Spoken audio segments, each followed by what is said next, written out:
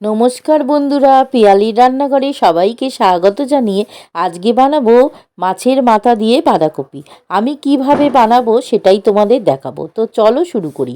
প্রথমে দুটো মাছের মাথা নিয়েছি, ভালো করে পরিষ্কার করে নুন হলুদ মাখিয়ে নিয়েছি। এবার ঢাকা দিয়ে লাল করে ভেজে নেব। এবার মশলাটা করে নেব। দুটো পেঁয়াজ, 8 কোয়া রসুন, হাফের একটু বেশি আদা দিয়ে সামান্য জল দিয়ে একটা পেস্ট করে নেব। এবার ভাজা হয়ে গেছে মাথাগুলো, তারপরে ওই তেলেই ডুমো করে কাটা আলুগুলো ভেজে নেব। এবার পেঁয়াজ বাটাটা দিয়ে একটু ভেজে দুটো তেজপাতা আর একটা টমেটো দিয়ে খুব ভালো করে ভাজবো।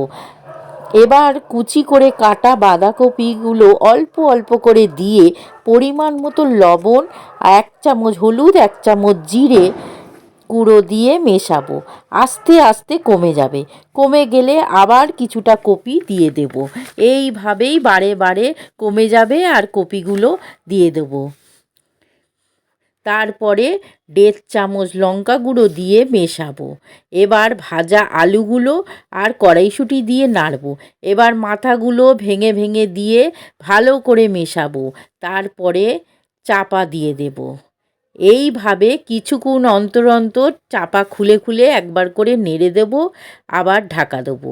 বারবার এইভাবে করতে করতে বাঁধাকপি থেকে যখন তেল ছেড়ে আসবে তখন 1 চামচ চিনি আর দুটো ছোটো এলাচ গরম করে মচমচে করে সেটা সাঁড়াশি দিয়ে গুঁড়ো করে দিচ্ছি। এভাবে এলাচ দিলে দারুণ সুন্দর গন্ধ বেরোয়।